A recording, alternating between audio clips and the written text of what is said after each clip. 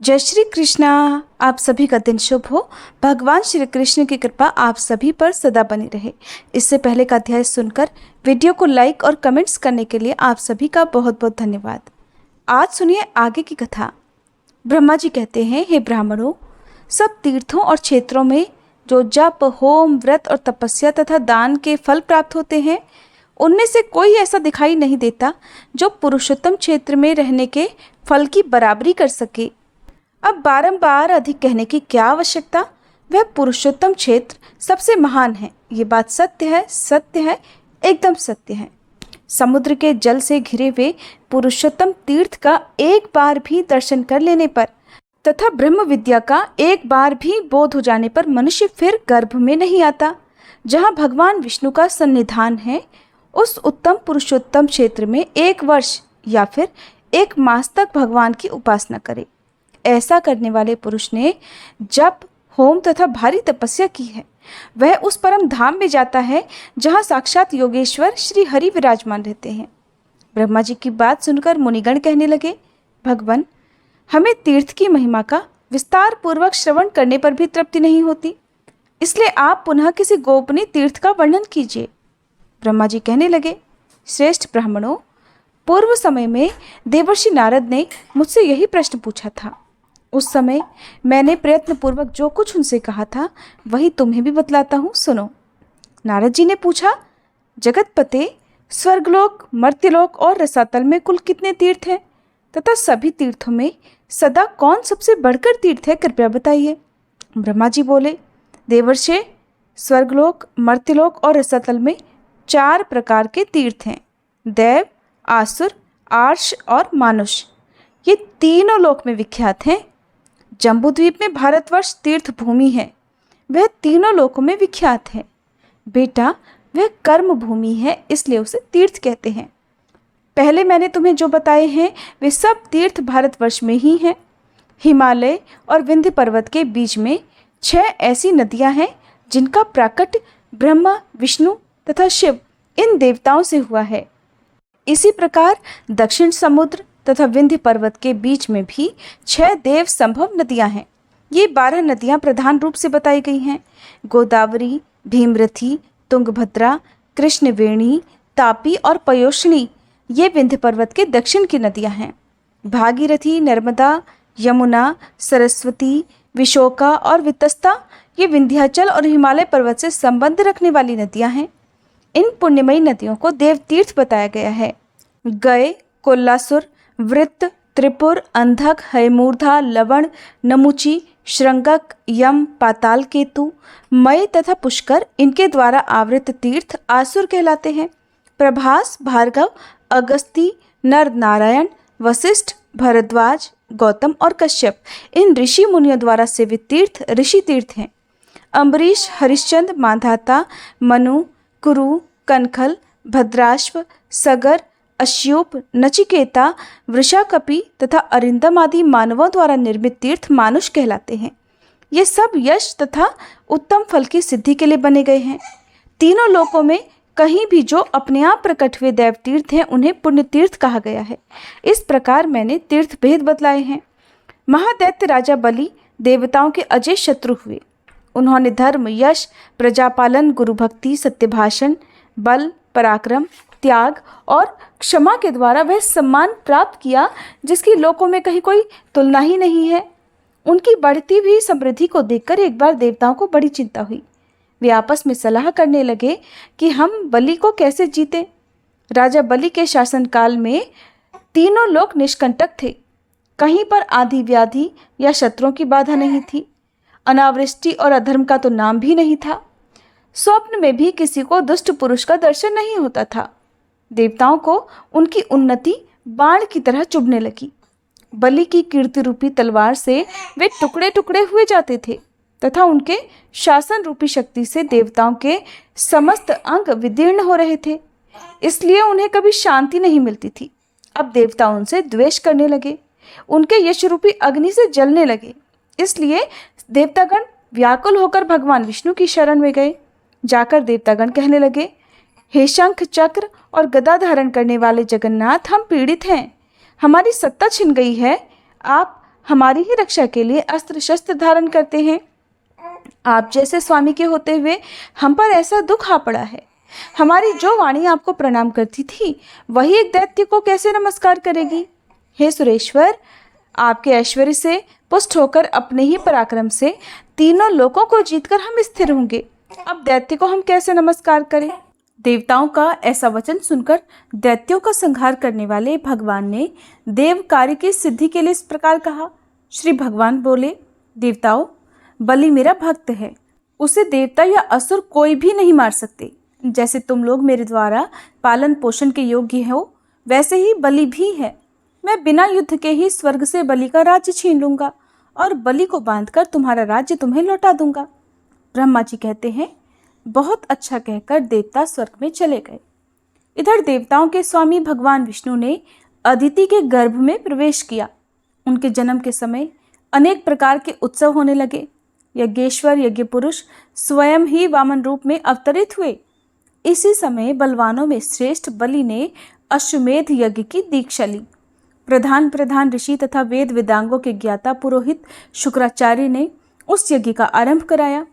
स्वयं शुक्र ही यज्ञ के आचार्य थे। उस यज्ञ में भविष्य का भाग लेने के लिए जब सब देवता निकट आए, तब दान दो, भोजन करो, सबका सत्कार करो, पूर्ण हो गया, पूर्ण हो गया, ऐसे शब्द यज्ञ मंडप में गूंजने लगे। उस समय विचित्र कुंडल धारण किए साम गान करते हुए वामन जी धीरे धीरे यज्ञशाला में पहुंच गए और आने पर वे यज्ञ की प्रशंसा करने लगे। शुक्राचार्य ने उन्हें देखते ही समझ लिया कि ये ब्राह्मण रूपधारी वामन देवता वास्तव में दैत्यों के विनाशक, यज्ञ और तपस्या के फल देने वाले और राक्षस कुल का संहार करने वाले साक्षात विष्णु हैं।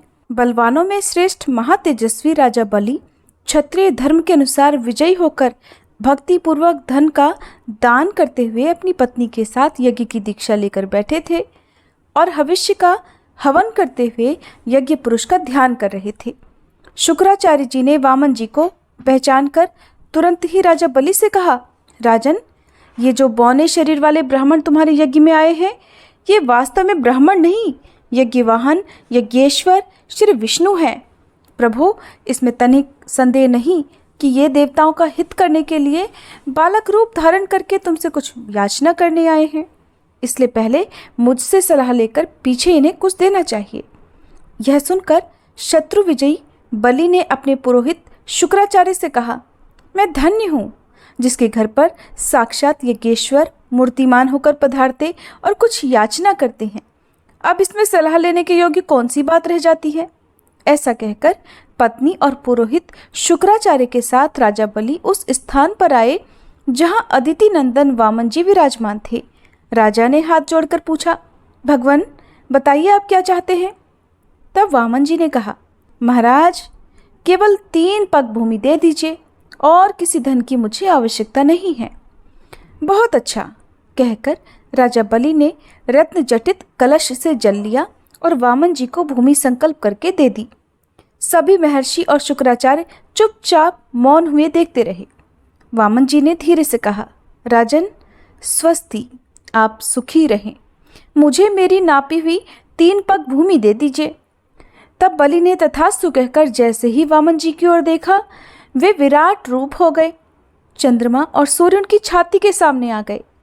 उन्हें इस रूप में देखकर पत्नी सहित दैत्यराज बलि ने विनयपूर्वक कहा, जगन्मय विष्णु, आप अपनी शक्ति भर पैर बढ़ाइए। तब श्री विष्णु बोले, दैत्यराज, देखो, मैं पैर बढ़ाता हूँ। बलि ने कहा, बढ़ाइए प्रभु, अवश्य बढ़ाइए। तब भगवान ने पृथ्वी के नीचे स्थित कच्छप की पीठ पर पैर रखकर पहला पग बलि के यज्ञ में रखा, किंतु उनका दूसरा पग ब्रह्मलोक तक जा पहुंचा। उस समय उन्होंने बलि से कहा, दैत्यराज, मेरा तीसरा पग रखने के लिए तो अब स्थान ही नहीं बचा, कहाँ रखूं, स्थान दो। ये सुनकर बलि ने हंसते हुए कहा, जगन्मय देवेश्वर, आपने ही तो जगत की सृष्टि की है, मैं तो इसका सृष्टा नहीं हूँ। अगर ये छोटा सा थोड़ा हो गया हो तो इसमें तो आपका ही दोष है, मैं क्या करूँ? केशव, फिर भी मैं कभी असत्य नहीं बोलता, इसलिए आप मेरे सत्य की रक्षा करते हुए अपना तीसरा पग मेरी पीठ पर ही रखिए। बलि का ये वचन सुनकर वेद त्रयी रूप देव पूजित भगवान प्रसन्न होकर बोले, दैत्यराज, मैं तुम्हारी भक्ति से बहुत प्रसन्न हूँ, तुम्हारा कल्याण हो, कोई वर मांगो। तब बलि ने जगत के स्वामी भगवान त्रिविक्रम से कहा, अब मैं आपसे याचना नहीं करूँगा। तब भगवान ने स्वयं ही प्रसन्न होकर उन्हें मनोवांछित वर दे दिया। वर्तमान समय में रसातल का राज्य, भविष्य में इंद्रपद, स्वतंत्रता तथा अविनाशी यश आदि प्रदान किए। इस प्रकार दैत्यराज बलि को ये सब कुछ देकर भगवान ने उन्हें पुत्र और पत्नी सहित रसातल में भेज दिया और इंद्र को देवताओं का राज्य अर्पित कर दिया। इसी बीच में उनका जो दूसरा पग मेरे लोक में आ पहुंचा था, उसे देखकर मैंने सोचा, जन्मदाता भगवान विष्णु का चरण है जो सौभाग्यवश मेरे घर पर आ पहुंचा है। इसके लिए मैं क्या करूं जिससे मेरा कल्याण हो सके। मेरे पास जो ये श्रेष्ठ कमंडल है, इसमें भगवान शंकर का दिया हुआ पवित्र जल है। ये जल उत्तम, वरदायक, शांतिकारक, शुभद, भोग और मोक्ष का दाता, विश्व के लिए मात्र रूप, अमृतमय, पवित्र, औषध, पावन, पूज्य, ज्येष्ठ, श्रेष्ठ, गुणमय तथा स्मरण मात्र से लोगों को पवित्र करने वाला है। ये जल मैं अपने पिता को अर्घ्य रूप से अर्पित करूंगा। ऐसा सोचकर मैंने वह जल भगवान के चरणों में अर्घ्य रूप से चढ़ा दिया। वह मंत्रयुक्त अर्घ्य जल भगवान विष्णु के चरणों में गिरकर मेरु पर्वत पर पड़ा और 4 भागों में बंटकर पूर्व, दक्षिण, पश्चिम तथा उत्तर दिशा में पृथ्वी पर जा पहुंचा। दक्षिण में गिरे हुए जल को भगवान शंकर ने जटाओं में समा लिया। पश्चिम में जो जल गिरा वह फिर कमंडल में ही चला गया। उत्तर में गिरे हुए जल को भगवान विष्णु ने ग्रहण किया और पूर्व में जो जल गिरा उसे देवताओं, पितरों और लोकपालों ने ग्रहण किया। इसलिए वह जल अत्यंत श्रेष्ठ कहा जाता है। भगवान विष्णु के चरणों से निकलकर दक्षिण दिशा में गया हुआ जल जो भगवान शंकर की जटा में स्थित हुआ, पर्व के समय शुभोदय करने वाला है। उसके प्रभाव का स्मरण करने से समस्त मनोवांछित वस्तु की प्राप्ति होती है। ब्रह्मा जी कहते हैं, महामते, भगवान शंकर की जटा में जो दिव्य जल आकर स्थित हुआ, उसके 2 भेद हुए, क्योंकि उसे पृथ्वी पर उतारने वाले 2 व्यक्ति थे। उस जल के एक भाग को तो व्रत, दान और समाधि में तत्पर रहने वाले गौतम नामक ब्राह्मण ने भगवान शिव की आराधना करके भूतल तक पहुंचाया, जो संपूर्ण लोक में विख्यात हुआ, तथा दूसरा भाग बलवान क्षत्रिय राजा भगीरथ ने इस पृथ्वी पर उतारा। इसके लिए उन्हें नियमों का पालन करते हुए तपस्या द्वारा भगवान शंकर की आराधना करनी पड़ी थी। इस प्रकार एक ही गंगा के 2 स्वरूप हो गए। एक समय की बात है, महर्षि गौतम कैलाश पर्वत पर गए और मौन भाव से कुशा बिछाकर उस पर बैठे। फिर पवित्र होकर इस स्तोत्र का गान करने लगे। गौतम मुनि बोले कि भोग की अभिलाषा रखने वाले जीवों को मनोवांछित भोग प्रदान करने के लिए पार्वती सहित भगवान शंकर उत्तम गुणों से युक्त 8 विराट स्वरूप धारण करते हैं। इस प्रकार विद्वान पुरुष प्रतिदिन भगवान महादेव जी की स्तुति किया करते हैं। महेश्वर का जो पृथ्वीमय शरीर है, वह अपने विषयों द्वारा सुख पहुँचाने, समस्त चराचर जगत का भरण पोषण करने, उसकी संपत्ति बढ़ाने तथा सबका अभ्युदय करने के लिए है। शांतिमय शरीर वाले भगवान शिव ने जगत की सृष्टि, पालन और संहार करने के लिए पृथ्वी के आधारभूत जल का स्वरूप धारण किया है। उनका वह लोक प्रतिष्ठित रूप सब लोगों को सुख पहुँचाने तथा धर्म की सिद्धि करने का भी कारण है।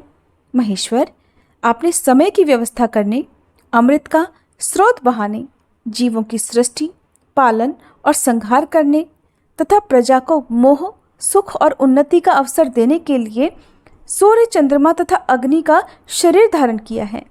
हे ईश, आपने जो वायु का रूप ग्रहण किया है, उसमें भी एक रहस्य है। सब लोग प्रतिदिन बढ़ें, चलें, फिरें, शक्ति का उपार्जन करें, अक्षरों का उच्चारण कर सकें, जीवन कायम रहे और अनेक प्रकार के आमोद प्रमोद की सृष्टि हो, इसलिए आपका वह रूप है। भगवान, इसमें तनिक भी संदेह नहीं कि अपने आप को आप ही ठीक ठीक जानते हैं। भेद अर्थात अवकाश के बिना न तो क्रिया हो सकती है, न धर्म हो सकता है, न अपने या पराये का बोध होगा, न दिशा, अंतरिक्ष, द्युलोक, पृथ्वी तथा भोग और मोक्ष का ही अंतर जान पड़ेगा।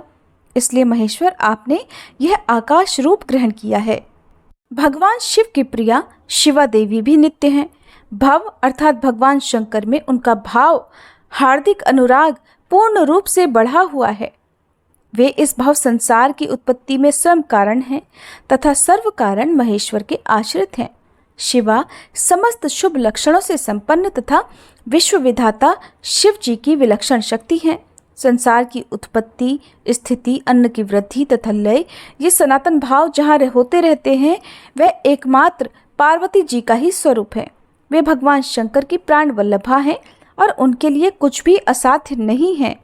गौतम जी के इस प्रकार स्तुति करने पर वृषभांकित ध्वजा वाले साक्षात भगवान शिव उनके सामने प्रकट हुए और प्रसन्न होकर बोले, गौतम, तुम्हारी भक्ति, स्तुति तथा उत्तम व्रत से मैं बहुत संतुष्ट हूँ। मांगो, तुम्हें क्या दूं? जो वस्तु देवताओं के लिए भी दुर्लभ हो वह भी तुम मांग सकते हो। गौतम मुनि ने कहा, जगदीश्वर, समस्त लोगों को पवित्र करने वाली इन पावन देवी को, जो आपकी जटा में स्थित और आपको परम प्रिय हैं, ब्रह्मगिरी पर छोड़ दीजिए। ये समुद्र में मिलने तक सबके लिए तीर्थ रूप होकर रहें। इनमें स्नान करने मात्र से मन, वाणी और शरीर द्वारा किए हुए ब्रह्म हत्या आदि समस्त पाप नष्ट हो जाएं।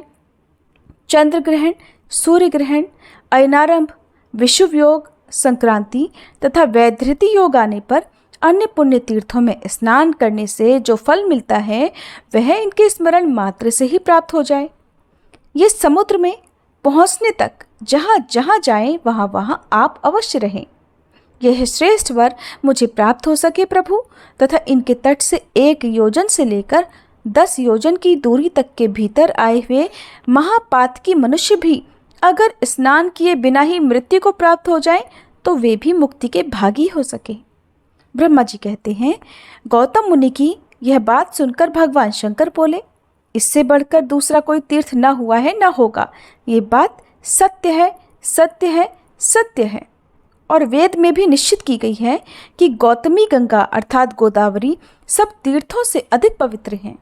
ऐसा कहकर भगवान अंतर्ध्यान हो गए। लोक पूजित भगवान शिव के चले जाने पर गौतम मुनि ने उनकी आज्ञा से जटा सहित सरिताओं में श्रेष्ठ गंगा जी को साथ लेकर देवताओं से घिरकर ब्रह्मगिरी में प्रवेश किया।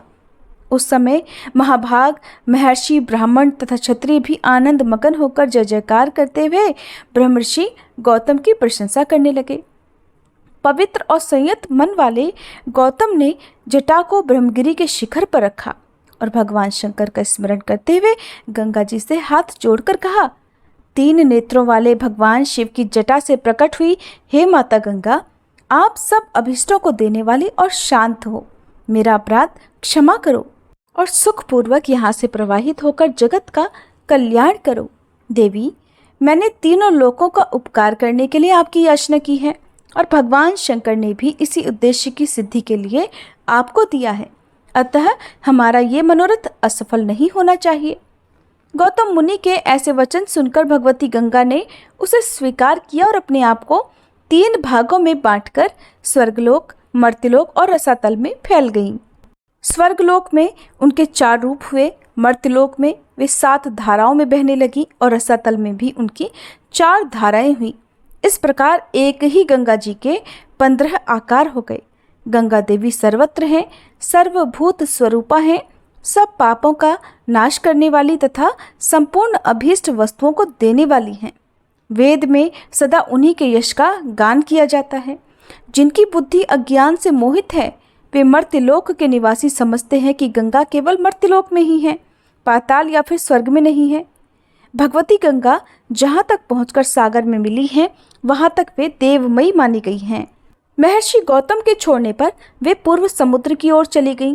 उस समय देवर्षियों द्वारा सेवित कल्याणमयी जगन्माता गंगा की मुनिश्रेष्ठ गौतम ने परिक्रमा की। इसके बाद उन्होंने देवेश्वर भगवान त्रयंबक का पूजन किया। उनके स्मरण करते ही करुणा सिंधु भगवान शिव वहां प्रकट हो गए। पूजा करके महर्षि गौतम ने कहा, देव देव महेश्वर, आप संपूर्ण लोकों के हित के लिए मुझे इस तीर्थ में स्नान करने की विधि बताइए। तब भगवान शिव बोले, महर्षि, गोदावरी में स्नान करने की संपूर्ण विधि सुनो। पहले नांदी मुख श्राद्ध करके शरीर की शुद्धि करे, फिर ब्राह्मणों को भोजन कराए और उनसे स्नान करने की आज्ञा ले। इसके बाद ब्रह्मचर्य का पालन करते हुए गोदावरी नदी में स्नान करने के लिए जाए। उस समय पतित मनुष्यों के साथ वार्तालाप ना करें। जिसके हाथ, पैर और मन भली भांति संयम में रहते हैं, वही तीर्थ का पूरा फल पाता है। दुर्भावना का परित्याग करके अपने धर्म में स्थित रहे और थके मांदे पीड़ित मनुष्यों की सेवा करते हुए उन्हें यथायोग्य अन्न दे। जिनके पास कुछ नहीं है, ऐसे साधुओं को वस्त्र और कंबल दे। भगवान विष्णु की तथा गंगा जी के प्रकट होने की दिव्य कथा सुने। इस विधि से यात्रा करने वाला मनुष्य तीर्थ के उत्तम फल का भागी होता है। गौतम, गोदावरी नदी में 2-2 हाथ भूमि पर तीर्थ होंगे। उनमें मैं स्वयं सर्वत्र रहकर सबकी समस्त कामनाओं को पूर्ण करता रहूंगा। सरिताओं में श्रेष्ठ नर्मदा अमरकंटक पर्वत पर अधिक उत्तम मानी गई हैं। यमुना का विशेष महत्व उस स्थान पर है जहाँ वे गंगा से मिली हैं। सरस्वती नदी प्रभास तीर्थ में श्रेष्ठ बताई गई हैं। तृष्णा, भीष्मरथी और तुंगभद्रा, इन 3 नदियों का जहाँ समागम हुआ है, वह तीर्थ मनुष्यों को मुक्ति देने वाला है। इसी प्रकार पयोष्णी नदी भी जहाँ तप्ती अर्थात ताप्ती में मिली है, वह तीर्थ मोक्षदायक है। परंतु ये गौतमी गंगा मेरी आज्ञा से सर्वत्र सर्वदा और सब मनुष्यों को स्नान करने पर मोक्ष प्रदान करेंगी। कोई कोई तीर्थ किसी विशेष समय में देवता का शुभागमन होने पर अधिक पुण्यमय माना जाता है, किंतु गोदावरी नदी सदा ही सबके लिए तीर्थ है। मुनिश्रेष्ठ, 200 योजन के भीतर गोदावरी नदी में 3.5 करोड़ तीर्थ होंगे। ये गंगा निम्नांकित नामों से प्रसिद्ध होंगी: माहेश्वरी, गंगा, गौतमी, वैष्णवी, गोदावरी, नंदा, सुनंदा, कामदायिनी, ब्रह्म तेज समानीता तथा सर्व पाप प्रणाशिनी। गोदावरी मुझे सदा ही प्रिय है। ये स्मरण मात्र से पाप राशि का विनाश करने वाली हैं। 5 भूतों में जल श्रेष्ठ है। जल में भी जो तीर्थ का जल है, वही सर्वश्रेष्ठ माना गया है। तीर्थ जल में भी भागीरथी गंगा श्रेष्ठ है और उनसे भी गौतमी गंगा उत्कृष्ट मानी गई हैं, क्योंकि वे भगवान शंकर की जटा के साथ लाई गई थी। इसलिए इनसे बढ़कर कल्याणकारी तीर्थ दूसरा कोई नहीं है। मुने, स्वर्ग, पृथ्वी और पाताल में भी गंगा सब मनोरथों को पूर्ण करने वाली है। ब्रह्मा जी कहते हैं, नारद, इस प्रकार साक्षात भगवान शंकर ने संतुष्ट होकर महात्मा गौतम को गोदावरी का जो महात्म्य बताया था, वही मैंने तुम्हें सुनाया है। इसके आगे का वृतांत आप सभी अगले अध्याय में सुनिएगा, जिसमें भागीरथी गंगा के अवतरण की बहुत ही सुंदर रोचक कथा है। उम्मीद है आज की ये कथा आपको पसंद आई होगी।